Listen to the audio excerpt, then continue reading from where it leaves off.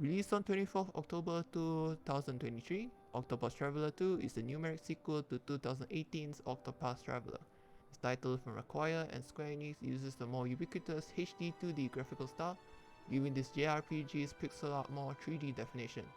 After throwing in a worrying 100 plus hours into this game, here's the casual review, mostly spoiler free. Let's start with the options.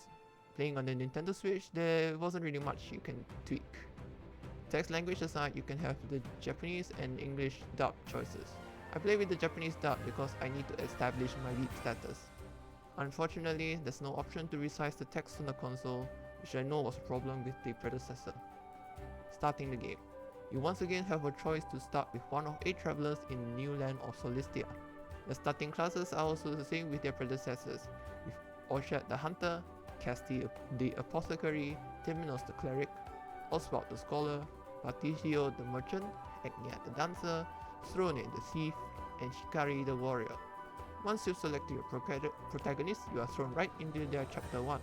They cannot be removed from the first lot of the party until you complete all the associated main story chapters. So, the presentation. The game has gotten even prettier, honestly, with more dynamic camera usage and cinematics or cutscenes. On that note, the cutscenes are also voiced, though any travel bender and majority of NPCs remain unvoiced outside of certain locations. Both the playable characters and NPCs have gotten more varied animations as well. Additionally, characters have different voices for the same skills, so you get even more character from them. Yasunori Nishiki also returns to compose the music.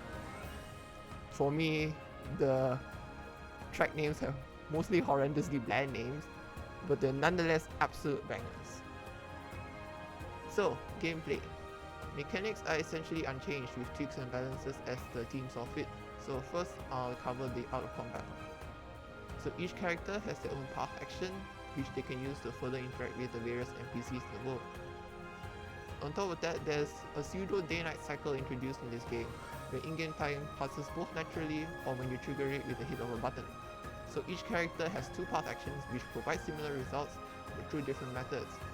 NPCs available can also change with either time, so each traveler is already made a little bit more relevant, where in the first game you may just stick with 4 for the actions you want and you'll be done with it. That's about it for the out of combat more or less. So let's go straight to the combat. So we have break and boost. So enemies with shield points get broken when you identify weaknesses to become vulnerable, so break.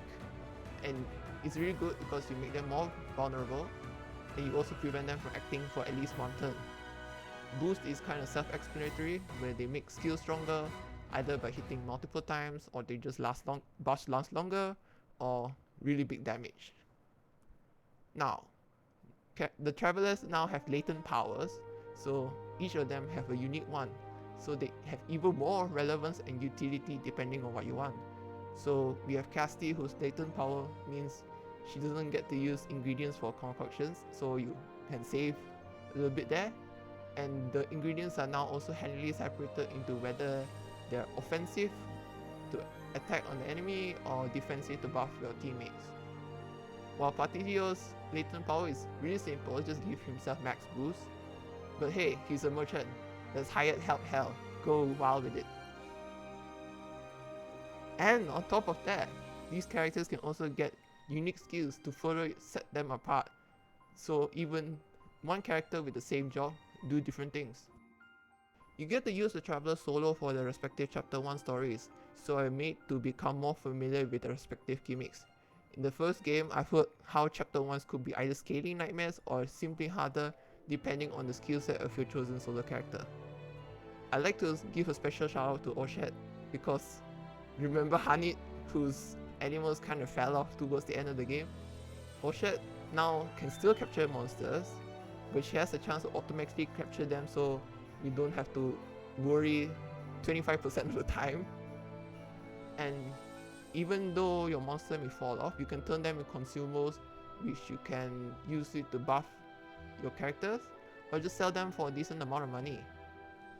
While unfortunately some of them still do have random targeting depending on the monster, but there are also now more monsters with all attacks that can hit either multiple weaknesses or provide buffs.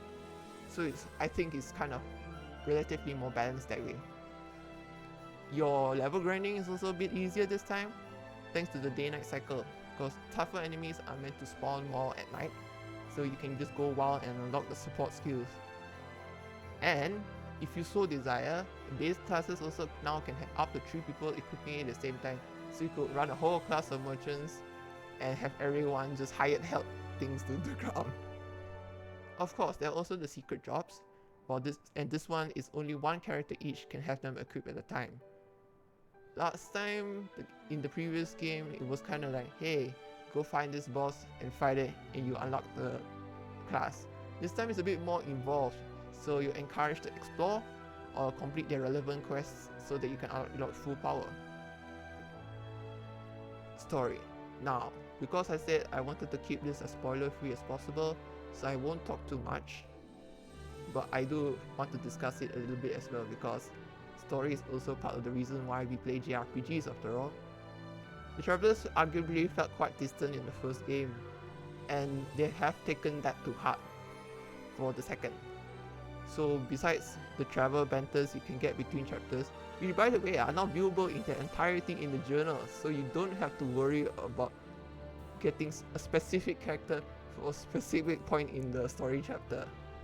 There are also character pairs for cross-path stories to further explore the relevant dynamics and give me even more world building. The story does feel more overarching this time, but I will also admit that some branches just felt kinda cut short, so that they could just be tied up in the post game. So in the end, overall thoughts? Pros.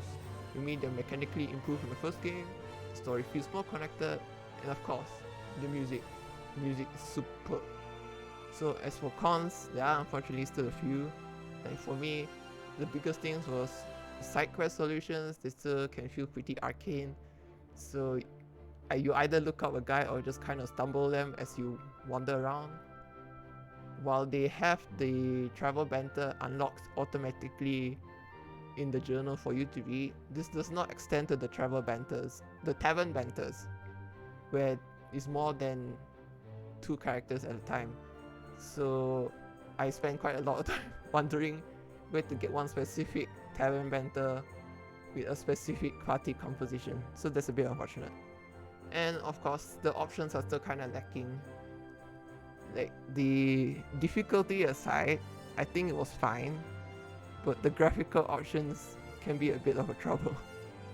Like, I want to point out especially for one specific area in the late game. For some reason, only that particular area lagged a lot on the Nintendo Switch, and I'm not sure if it's the same for the other platforms. With all that said and done though, Octopath Traveler 2 is this casual's highly recommended game.